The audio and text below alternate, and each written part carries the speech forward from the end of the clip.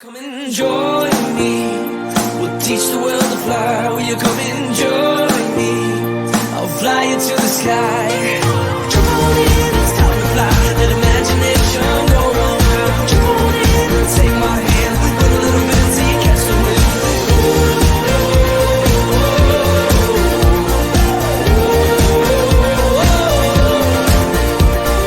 Run a little bit until you catch the wind.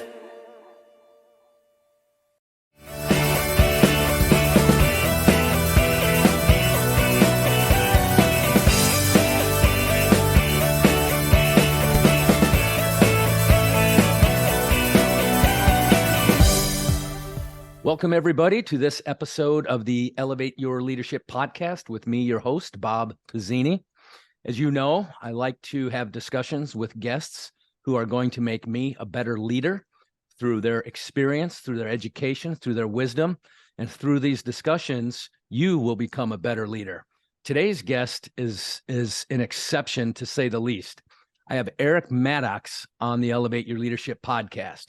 Eric is an author, motivational speaker, and consultant who teaches audiences worldwide in the art of empathy-based listening. He is the author of the book, and I'm going to put it up there. He is the author of the book Mission, Blacklist #1, published by HarperCollins in 2008, which details his lead in the search and capture of Saddam Hussein.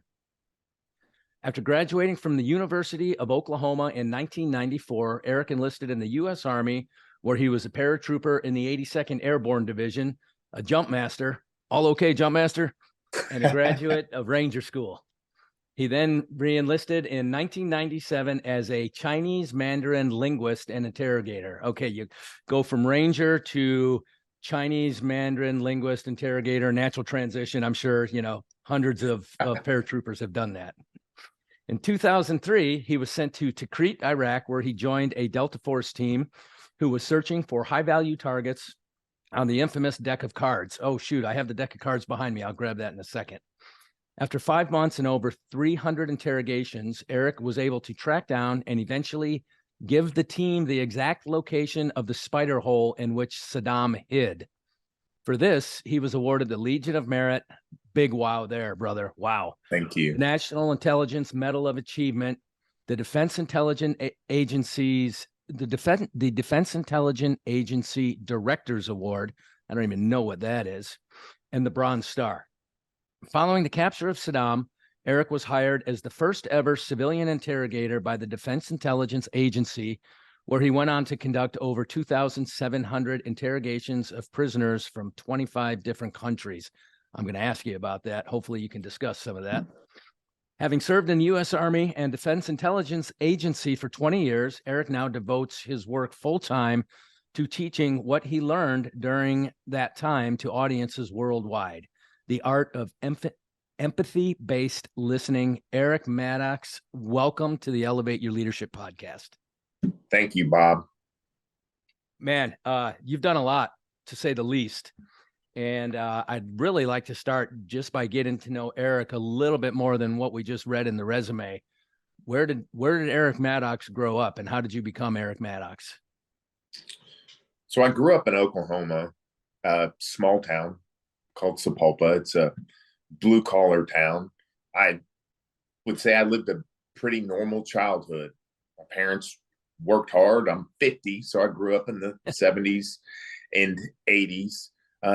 I would say, if I had to say what was unique, I'm left-handed. I think I do see the world differently. I was adopted at birth, so I think it naturally led me to have questions. And I would say I was the younger brother. So I guess my life, I felt like I was always asking a question, like, how does this work? And why do we do things that way? I think I naturally have an intuitive mind to wonder. So, other than that, I feel like I'm very patriotic. I graduated high school, went to University of Oklahoma, and I'm about to graduate and go join the world in the workplace. And I really wanted to be an attorney. I wanted to be a lawyer, but I had a need, like so many young Americans, because we're a very patriotic country, to join the military. And I didn't know anything about the Army. I'm not the gun type. I just didn't grow up around military people, but I knew I loved the military, and I enlisted in the Army. And I enlisted as an infantry guy because that seemed cool. Like, if you really want to join, just go in the infantry. So I enlisted in the Army. It's awesome, man. And that's after you completed a 4-year degree? That is. I graduated from the University of Oklahoma. It's funny you say that, so I got to jump in there because Sure. my mom continually, from the day I joined, she said, "Why don't you become an officer?" I'm like, "I don't want to become an officer because I saw the movie Platoon and the cool guys were enlisted. So I don't even know what that means. Like, what's the difference?" She goes, "Well, you get paid more." I said, "Nobody gets paid any money in the military. Like, if this is about money." True that. That's right. So, and I absolutely loved it. Me personally, I just like the role of the enlisted, especially non-commissioned officers. That's awesome, man. And then Ranger, how did that come about? That's no small undertaking. So when you're at the 82nd, or probably any infantry unit, you become very well aware of Ranger School. And it's something that seems like a great challenge. You hear horror stories, and I wanted to go to Ranger School. So it was one of my early goals. I had the opportunity very early on. When you enlist with a college degree, you kind of come in as an E4. So that's the rank you have to kind of get to even go to Ranger School. So they let me go early, and it was really a struggle for me because you can recycle Ranger School, and I recycled 3 times. So it's supposed to be a 72-day course, and I spent 168 days at Ranger School, right? Wow. But for me, it set an early foundation of what it means to be a leader and problem solve and deal through struggle. So I'm extremely proud that I graduated Ranger School. And I think for me, it was really a great help to push me in that early year of being in the Army. Yeah, that's I can totally relate. Just with my training, Navy EOD, Navy diving, teaching you how to problem solve, teaching you how to be a highly contributing member of a team.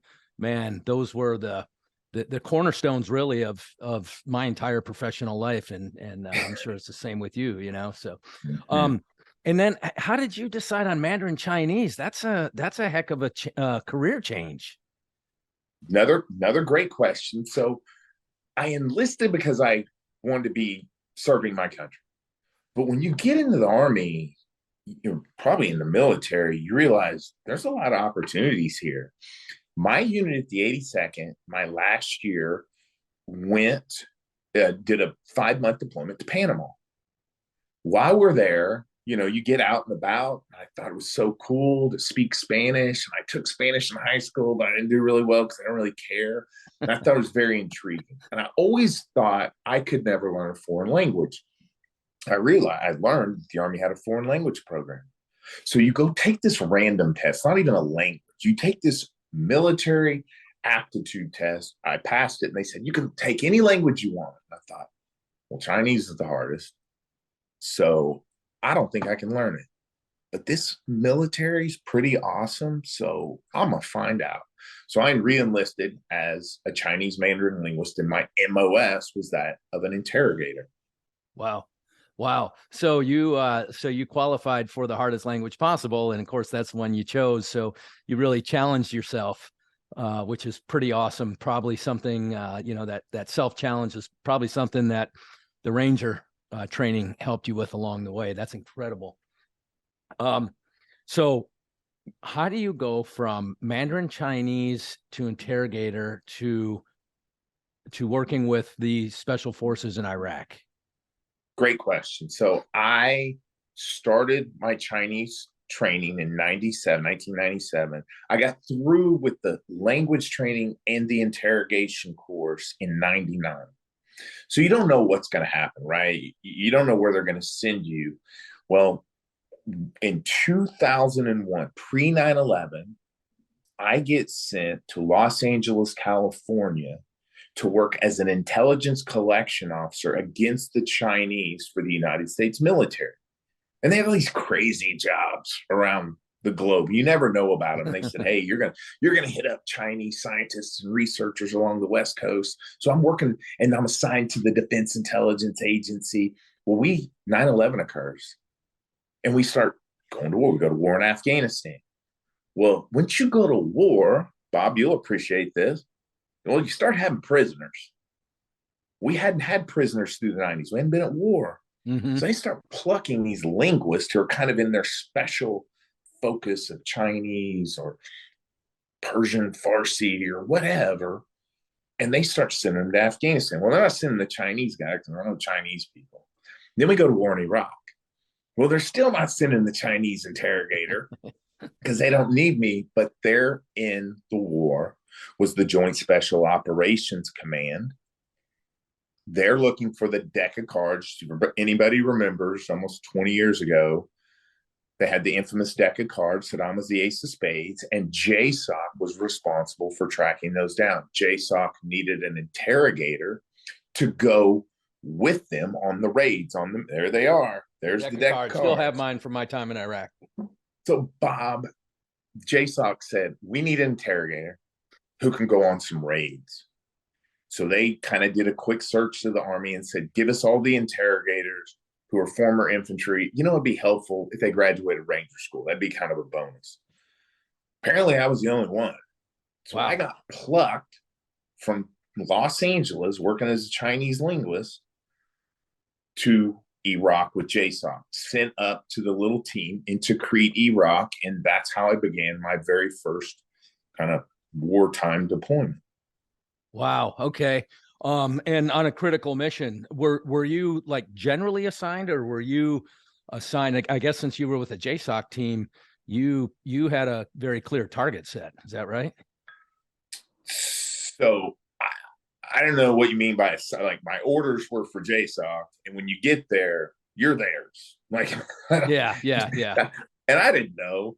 I don't even know who these guys are. I'm like, cool. I've never done an interrogation before. I've been focusing on China. What do you guys? So, but you don't want to ask a bunch of questions. And then they specifically sent me to the Delta Force team in Tikrit. So I'm with them. Yeah. That's funny too, because when I went to Iraq, so JSOC, I was assigned to be the counter IED officer, principal advisor to the JSOC commander. And I got there in Balad, and they go, "Oh, Navy EOD guy." They go, "You got all that gear, that fancy stuff you guys get issued?" I go, "Yeah, it's all right there." They go, "You're going down range." So yeah, so you're right. You never know, but it was awesome. It was awesome. Okay, so now you're in Tikrit, and clearly, I would imagine at this point, your target is clear, or was it just a series of interrogations? I mean, clearly you were going after Saddam at some point very deliberately. How did that kind of develop? Great. So I arrived with this team, and nobody's going to remember, but it was July of 2003. So the war had been going on for about 4 months. They had the deck of cards. They'd captured a lot of people on the deck of cards, but the hunt for Saddam had kind of run cold. I'm sent to Crete, and the team there, they did not think Saddam was there. No, nobody did, because it's a little town. You pretty much been through all the houses, but they did have a mission, and it was, it's a pretty hairy place up there. It's right in the middle of the Sunni Triangle. Mm-hmm. There could be people on the deck of cards still here. So really, it was a general mission of finding what the insurgency looks like. Because Bob, in our first several months, we didn't know who the enemy were. There were no uniform, there were no battlefield. So it was a general mission. And in general, they said, we need you to get the prisoners just to cooperate. So that's kind of the way it started. Okay. And then at some point, did you know that you were on Saddam's trail? Yeah, I think I did. When you say that, I think anybody who's been on a deployment, you can think some things, but you don't ever know, right? Like, for sure. As an intelligence collection officer, everybody hopes they're going after Saddam, but he hadn't been anywhere we've looked. So you're really apprehensive about, I think I'm right, but how would I know? I've never done this before. But Yeah. right, I ended up doing 300 interrogations with this team. And Wow. about number 250, when I'd gotten the people to cooperate and I was getting close, because really it was going after one guy I thought knew the location of Saddam. He was a bodyguard, inner circle bodyguard of Saddam. The hunt was really for him. I mean, I wasn't really sure what I was going to do when I got it. I was going to hope he would take us to Saddam, but I wasn't looking for Saddam. I was looking for the person I thought could take us. And when we captured the driver of this bodyguard, the driver told me, he said, Eric, I'm the driver for the bodyguard. He has me deliver orders and money throughout the Sunni Triangle. He's taking orders from Saddam. He does know where Saddam is. And it was at that point it was about December 1st. Saddam will be captured on December 13th. But it was about December 1st where I really thought, I think we got a shot here. Wow. So you said at about interrogation number 250 is when you captured that guy. I think that's what you said. Yeah, that is what I said. Okay, when you got the bodyguard's driver. What timeline? How long did it take you to do 250 interrogations to get to that point? From July to December 1st. Okay. Yeah. Okay, gotcha. And then so when and by the way, let me just ask one thing real quick. We've all seen and heard the term enhanced interrogation. Uh-huh. Can you discuss any of the mechanics of your interrogations? Sure. So my whole thing is what I call empathy-based listening. So, if we to get in that interrogation discussion, we go deeper, as shallow as you want. But basically, the United States military has interrogation techniques. They don't condone torture. So let's be upfront. Sure. But I found, and I think everybody in the military would agree, that they're very ineffective. They just didn't work. Because if you can imagine, you've got to get willing cooperation from an individual who has no trust in you. So the techniques they taught were zero-sum games. So it was this idea that you're going to build enough rapport with a prisoner, get them to trust you enough to at least talk with you. You're going to learn a little bit about them. And then with conviction and authority, you're going to convince them, hey, you're stuck. You don't have a choice. You're going to spend the rest of your life in this prison or else. And by the way, you're going to give me everything you know. That has limited success. I really think it struggles. What we found, though, is that it was approved to say, well, yeah, but you got to really let them know you mean business, right? Like, don't let them sleep or don't give them food or, yell louder. And it kind of took its own path of, well, then you decide from there. What I realized was what I call empathy-based listening. I want to make sure everybody knows, let's not confuse empathy with sympathy. Never been nice to a prisoner ever. But I did realize in the conversations that I could get the prisoners, they have an idea, they have a plan. And if I can communicate to empower them to explore their options of what they think's best, they really like it. And if I can embrace them the idea of going, this interrogator, he doesn't know exactly what he wants me to do, but I can see he's willing to work to listen. I know the interrogator needs help, but if he'll help me get what I need, I got to get him exactly what he wants. And just the seeds of that communication, what I realized is some of these prisoners, they loved that partnership. They loved being part of this team that could do operations so fast and so critical that they started coming up with ideas of thinking, maybe we should get rid of Saddam. Yeah. I mean, I could make my life better if I did get this brutal dictator out of the picture. This guy seems to be willing to listen to me. And it took on a world of its own. So wow. you had get what it was. The pictures are not lying. There Yeah. were enhanced interrogation techniques. I just thought it was more effective to do it a different way. Empathy-based listening. So M, to be with, pathy, feeling. So to feel with, right? Empathy-based listening, to feel with that person. We're going to explore that here as soon as we get done talking about Saddam, because I think that's where the real value is going to be for our listeners as we go forward in the discussion. I'm going to do a quick announcement for my friend Kevin Neff. KevinMakesSenseMedia.com. If you see the t-shirt I'm wearing today, Kevin says, "Never fear a bright idea." So this is Kevin's brand logo on his t-shirt. So folks, Kevin has done great work for Elevate Your Leadership. He's done great work for iFly Virginia Beach. KevinMakesSense.com. Never fear a bright idea. Okay, Eric. So you got the driver. He leads to the bodyguard, and that leads to the spider hole. Can you just tell us about that a little bit? Sure. So the driver struggled to know where his boss, the bodyguard, was. He said, so he gave us 5 safe houses. We hit all 5 safe houses, no bodyguard. People from the safe house, right? I brought them in, interrogated. One of them kind of said, "Hey, you're going after that bodyguard. He's in this town of Samar. He's no longer in Tikrit. He went to Samar."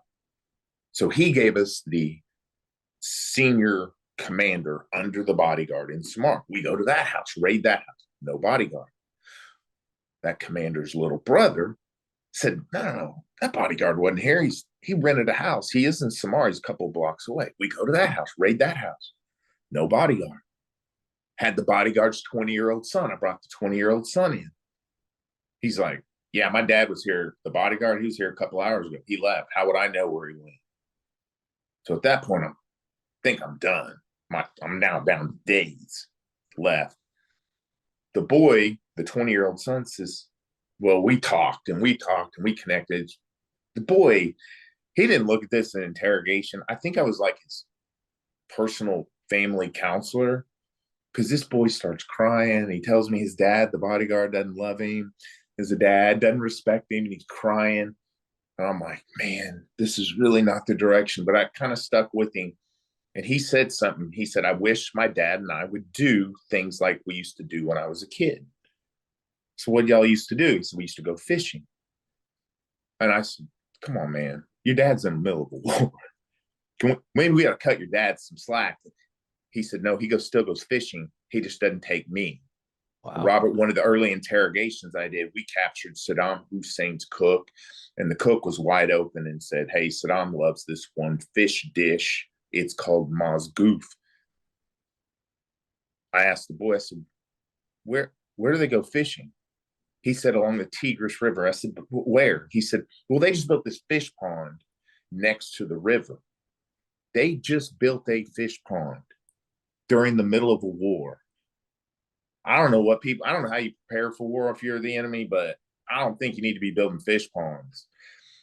Not in the training manuals. No. So I told my Delta Force commander, his name was Bam Bam. I was like, "We got to hit this fish pond." We hit the fish pond, no bodyguard. Fisherman at the fish pond, brought him in, interrogated him. He said, "Hey, I'm a fisherman. I'm the bodyguard's relative. They went to Baghdad," which was kind of good. So he said, "The bodyguard's, he's afraid of you guys." My tour's basically running up. Bam Bam says, "Man, you're leaving the country. Go there. Try to get the next target. Maybe he's in Baghdad." So I'm in Baghdad. One of the fishermen says, "Yep, I'm not a fisherman. Oh, by the way, the bodyguard is a distant relative of mine. He came and got an address of our mutual aunt and uncle in Baghdad." I'm like, sweet. He gave us the address. The commander in Baghdad conducted the raid, hoping to find the bodyguard. No bodyguard. It's December 13th at 1:00 in the morning. I leave in 7 hours. So he brings in the prisoners. No bodyguard. I interrogated one of the people at the house, from the house in Baghdad, and he opens up and he says, "I work for the bodyguard." And I'm like, we raided a house in Baghdad. How on earth is the bodyguard's number 2 guy here. And he finally, this number 2 guy looks at me and said, yeah, the bodyguard was here last night. And I'm like, where'd he go? He said, he was here. You all grabbed me and he was in the bed next to me. He's here. And I thought, oh my gosh, they got him. They got him last night. They didn't know they got my bodyguard. So I go start lifting up all hoods. We didn't have a picture of the bodyguard, Bob, but I knew what he's supposed to look like. He's supposed to have like a John Travolta chin. Uh-huh. On the last hood, lift it up. There's my chin. There's my bodyguard. It's 4 o'clock in the morning. I have 4 hours. I actually had to leave at 6. Took me 2 hours. And at 6, the bodyguard opens up. And he's like, we got to go, man. Eric, we got to go now. He said he's in this little village called Adwar, the farmhouse of man Kai Snamek Jassim. And I'm excited. I'm like, cool, we got him. Well, the interrogators in Baghdad, they thought I was not, like, they didn't think I was really on to Saddam. Yeah. So they were like, cool, go catch the plane. I'm like, no, I got to stay.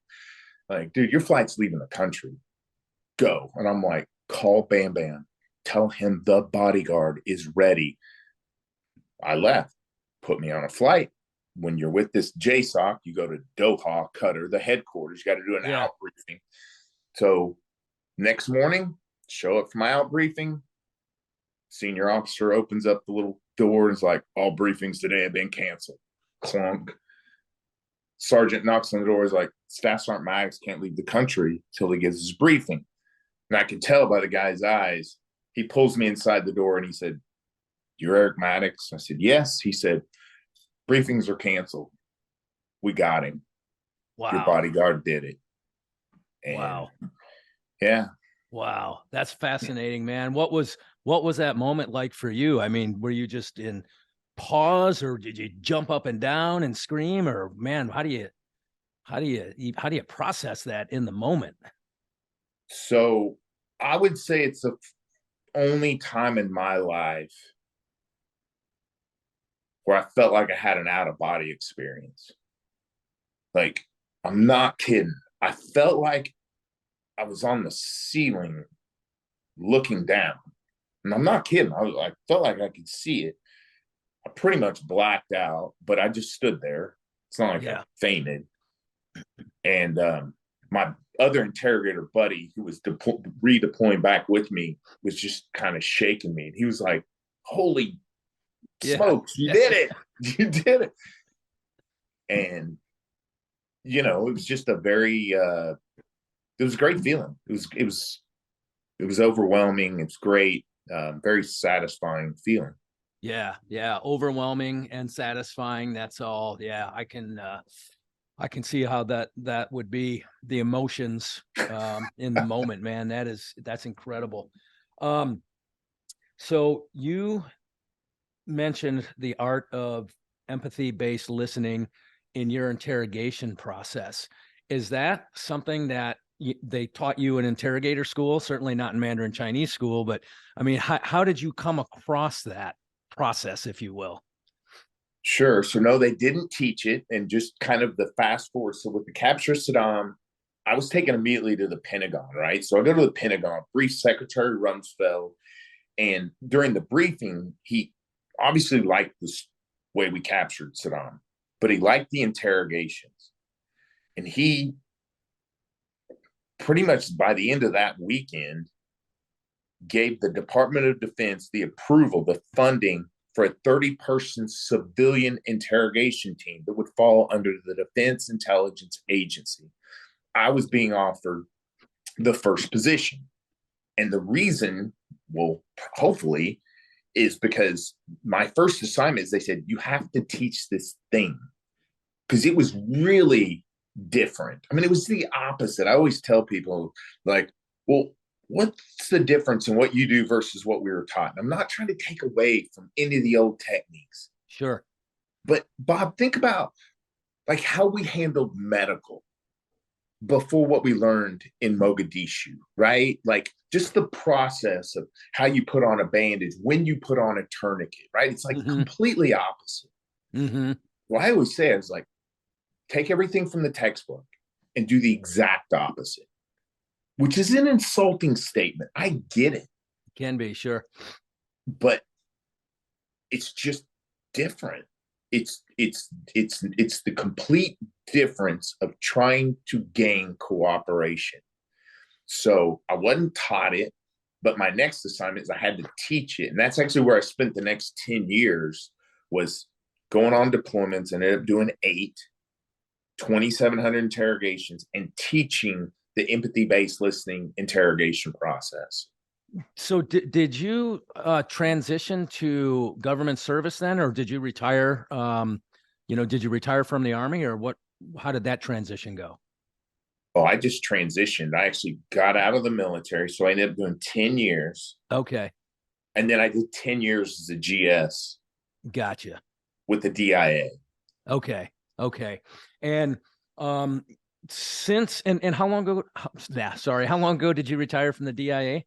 2014. 2014. Okay. So since then, you have taken the concept of empathy-based listening, and you've turned this into a product that you present to organizations, to businesses, to business leaders. Can you tell us about that? That's ultimately the meat here. The Saddam story is incredible. But again, for my listeners, I bring value to business leaders and CEOs and people who want to be leaders. And the value of empathy-based listening is, I don't think it can be overstated. Please tell us how you transition that. Sure. So during the process of being with the DIA, being an interrogator, the government allowed me. They actually promoted me. They said, go write this book. This is a very positive military story. So I actually wrote the book in 2008. It was published in 2008. I was with the DIA.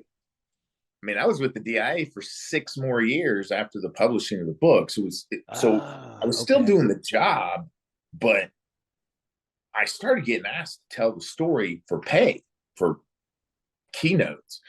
So you tell the story, and I kept getting the same question, but how do we do it? Teach us that thing. Mm-hmm. So when I started learning more about business and what leaders need and what sales group need, or negotiations, I realized, I said, you're selling, you're leading under the same idea that we were taught to interrogate. And I'll try to explain the difference.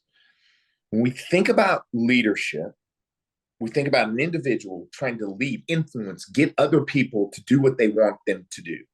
Yes, absolutely. Many times, if you became a leader, you have years of success, you have experience, you have a proven method, you have a plan, and you want others to follow your plan. Empathy-based listening says you're as good as you claim to be. You are. That's legit. But if you'll take your skill, your value proposition, and seek to understand the perspective of your team, it empowers them so that we can discover their genius, their abilities of 10 people versus your genius of 1. But to do that, nobody thinks that's coming. Nobody thinks the leader is going to come and seek to discover your vision. So you have to demonstrate that your means of communication is through discovery, without an agenda, without preconceived notions of, I'm listening to you, but really I'm just listening for me. Yeah, I'm going to listen to you to make you think I'm nice, but really we're going to do it my way. But the true discovery, that's why I call it empathy. It's seeking to understand another person's perspective. It's not what you discover. It's the empowerment of the other individuals when they see that you're seeking to discover. Yeah. That, owning my business for coming up on 9 years now, having 40 people on my team, and having gone through, I would say, an evolutionary process to become more empathetic and more effective at being, when they just talk about empathetic leadership, that's all over the place these days. And then there's emotional intelligence that that's all often connected to that, and maybe you connected in your presentations as well. But there's all these layers to it, and I can just say that that for most of my military career, as much as I loved all 26 years of my military career, that was really not part of the leadership that I experienced. And I'm not criticizing that. That's just Right. kind of the the military has to be directive for the most part, right? Authoritative and go here, do this, and for the most part. But when we talk about leading human beings, another podcast I did with Robert Jordan and Olivia Wagner talked about human leadership. We're leading human beings, and if you can connect to that human factor, you can much more effectively lead. Does that resonate with the process of empathy-based leadership?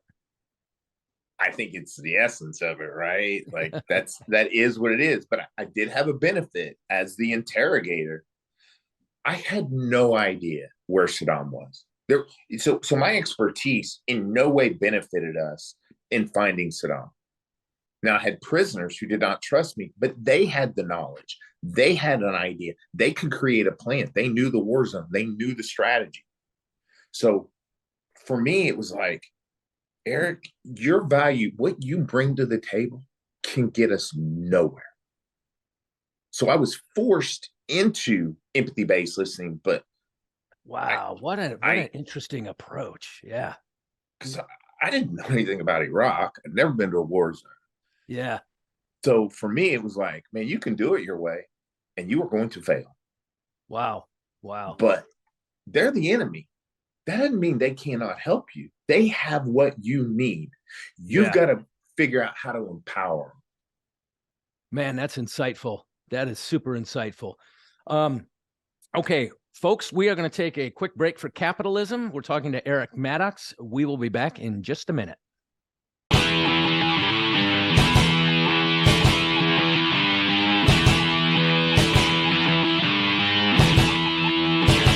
It's flight time! We're gonna get it on!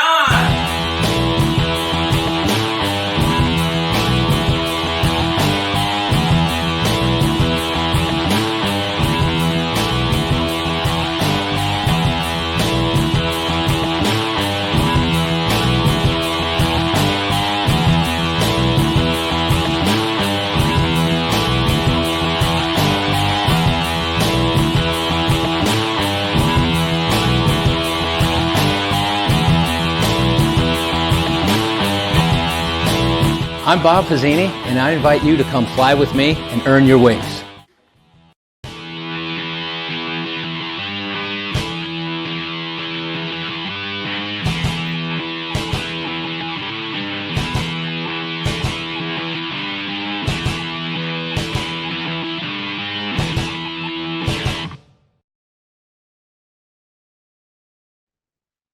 And we are back. I am talking to Eric Maddox, author of the book titled Mission, Blacklist #1. And the book, I assume it's kind of the story you told. It's all about the capture of Saddam and the way you applied the empathy-based interrogation approach. That is super, super cool. So you've been out of DIA for a while now, and you travel the world and you train this empathy-based leadership process to different organizations. Can you say who some of your clients are? Yes. So some of my biggest clients, think wealth management firms. Okay.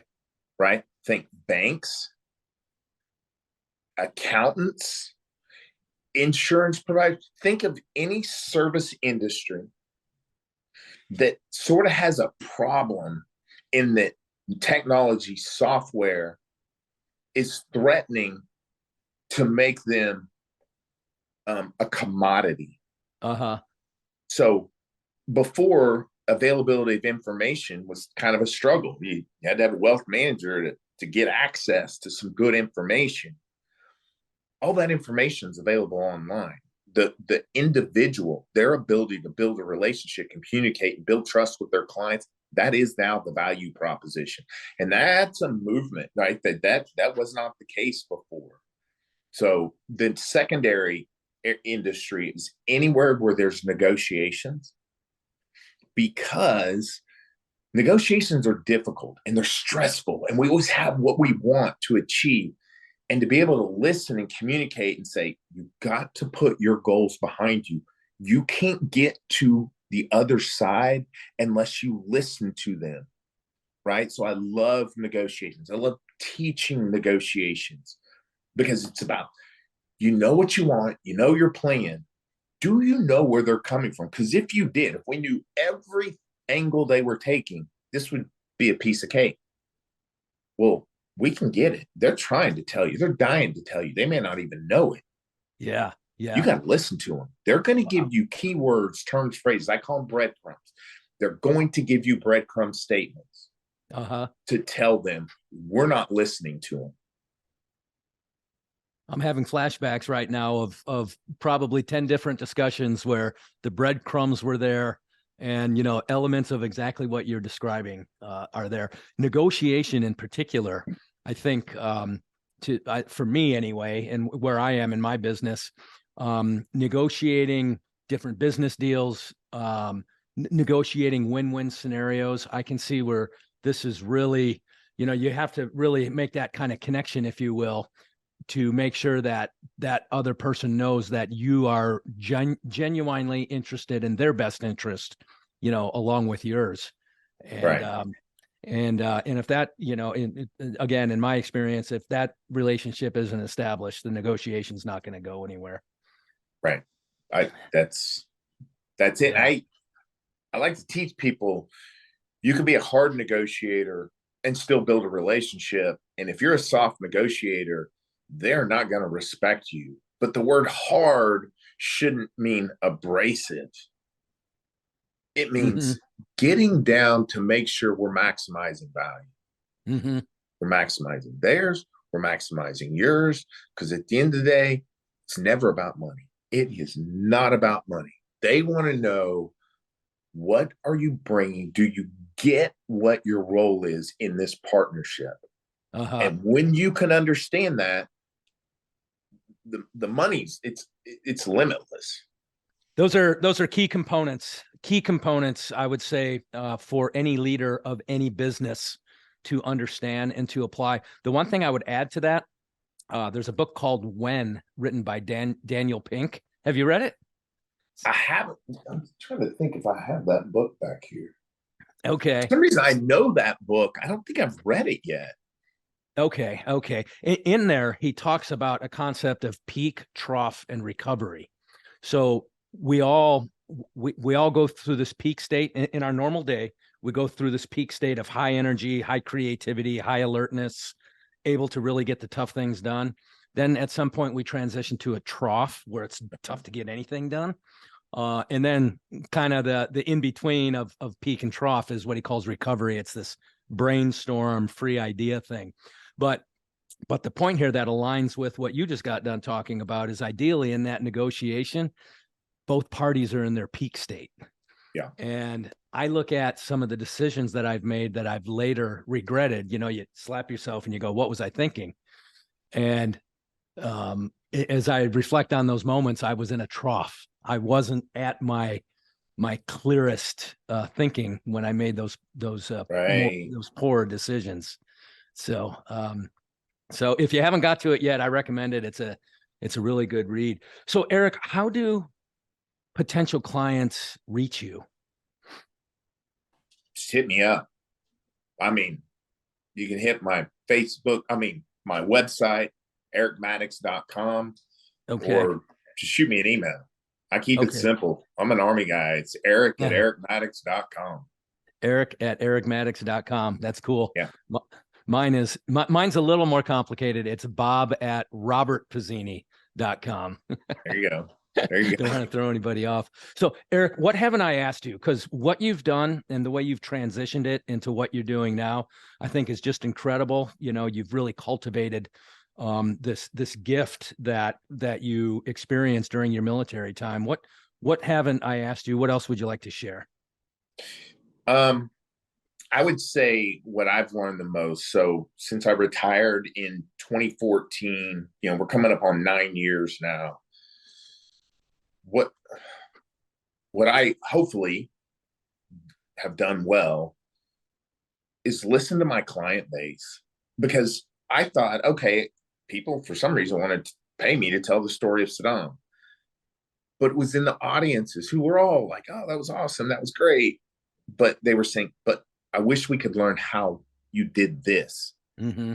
And instead of saying, oh, well, let me teach them how to interrogate. No, they don't want to learn how to interrogate. They want to learn how to listen. So by going to them and saying, well, what do you mean this? Where would this help you?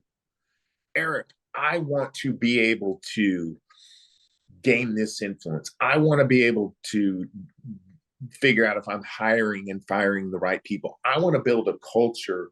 And so when I said, okay, so you want to better communicate. And then I said, well, I can't just say, okay, here's how you do it. It's difficult. So then I had to look at where are the struggles, and the struggles are very clear.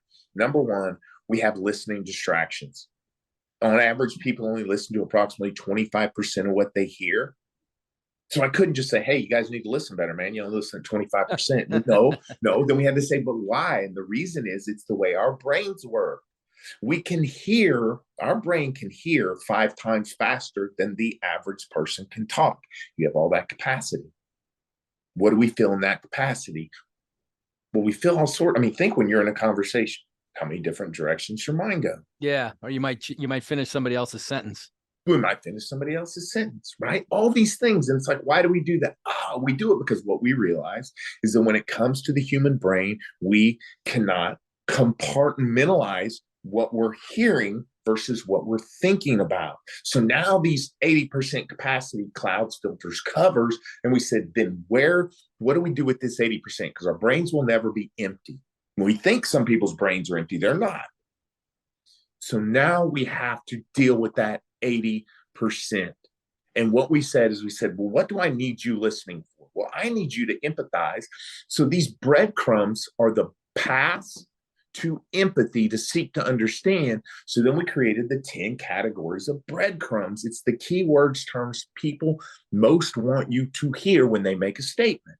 And then we said, wait a second, if I can pick up those keywords, how do I demonstrate that I'm making this about you and not making it about myself? So we created, again, it's an acronym. It's called IDAMAD, but it's a response process to say, when you respond to somebody, you're going to show them you're making it about them. Use this 6-step IDAMAD process, because now we have a process. People like process so they can practice, so they can train.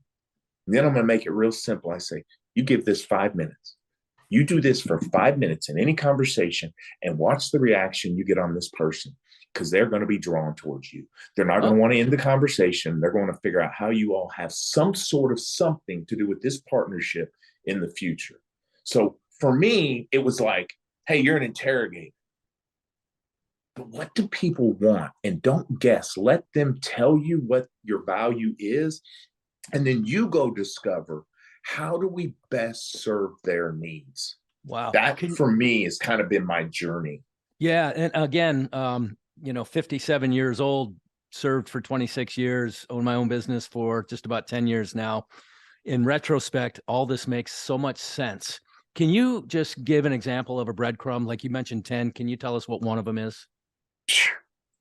Man, now you're getting on my, I love this stuff. Okay, Bob, check it out. Let's come up with an easy one. Okay. Any conversation, Monday morning, come back to the office, whether it's Zoom or live, you see somebody Monday morning, guaranteed, what are we going to ask them? How's the weekend? How was your weekend, right? We don't know what they say. Let's say they say something to the effect, just normal person, they go, oh, man, I had a long weekend, right?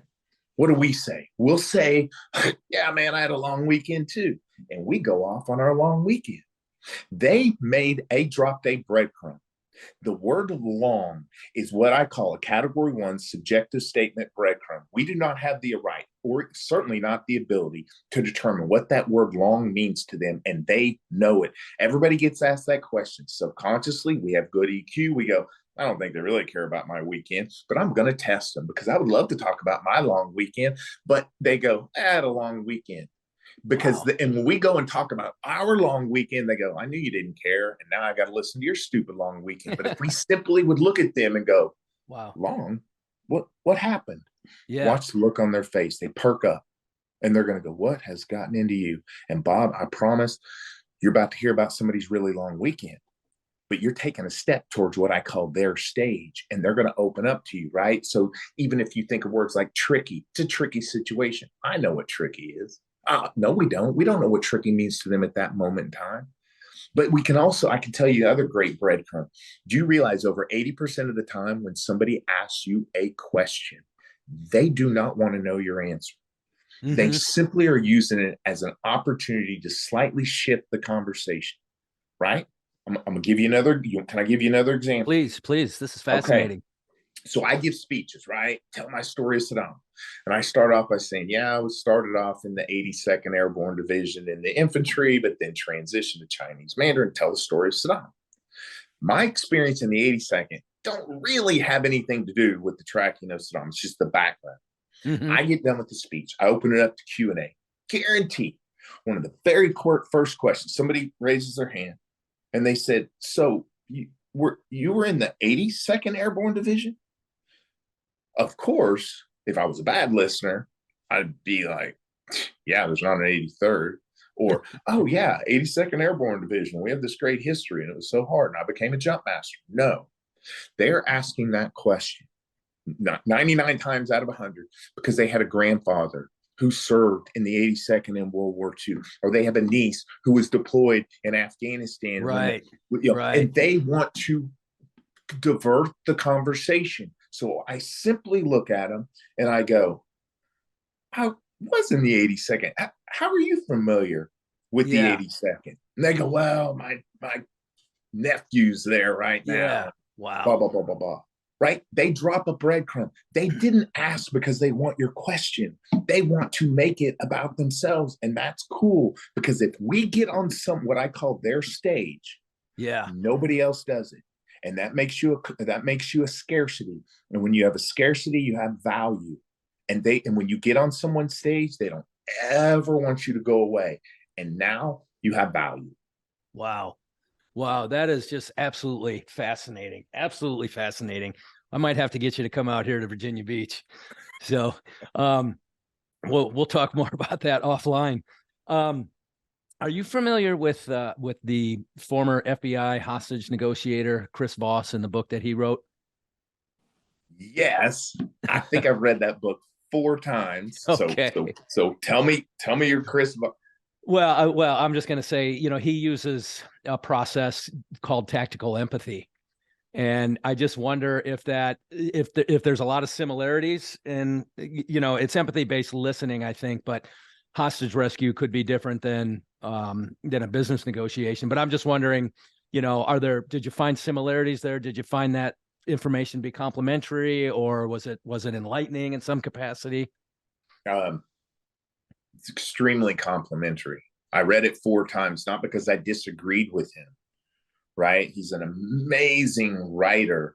And one of the things Chris is really good at is he's willing, right? It's conflict resolution. Whether it's hostage, negotiation, it's conflict resolution.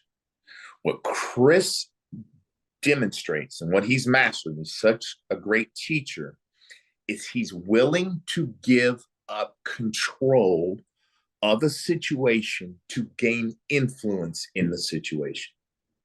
That everybody in hostage conflict resolution, they want to gain control, get control, make it about your control. And I'm like, what do you need control for, man? You need to influence this person. You're going to influence more on their stage. I always use it. Whose stage are you on? Yeah. You're going to gain influence, but you got to get on their stage. These guys are freaking out. They're so scared. Give them control so you gain the influence. Man, that's incredible. That is fascinating. And that's ultimately, I imagine, what you did in Iraq in some capacity. That's all I did. I didn't know where Saddam was. Yeah. Wow. Like, the prisoners knew, and I had to give them control to gain their influence. Wow. That is just, again, fascinating. Folks, one more time, Eric at ericmaddox.com is your email address, and then your website, I guess, is just ericmaddox.com. That's it.